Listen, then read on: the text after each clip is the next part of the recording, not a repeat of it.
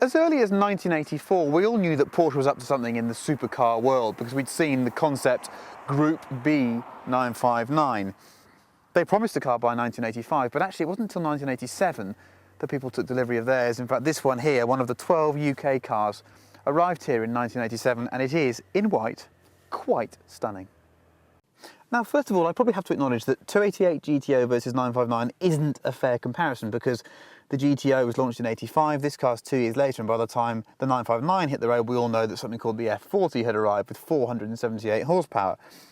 But conceptually, the cars were always completely different. Whereas the GTO and the F40 were very much racing cars for the road, the 959 was a technology exercise.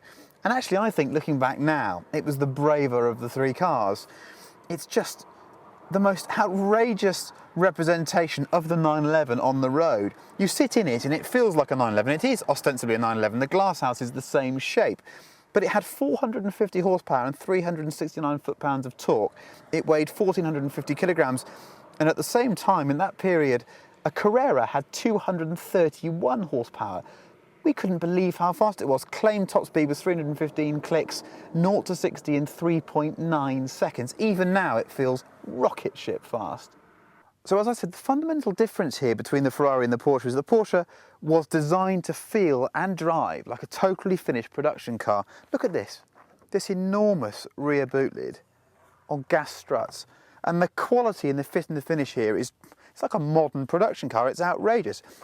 Car had 450 horsepower. It's effectively a 962 engine in there, so it's water-cooled heads for the first time in a 911. There's some water cooling for the top of the engine and sequential turbochargers. So it's twin turbocharged, but the second turbocharger comes in at about 4,500 RPM, and that's the big one. It takes a while to spool up, and it is really exciting. It just flies. It feels like a sort of VTEC system almost, like it's on the cam.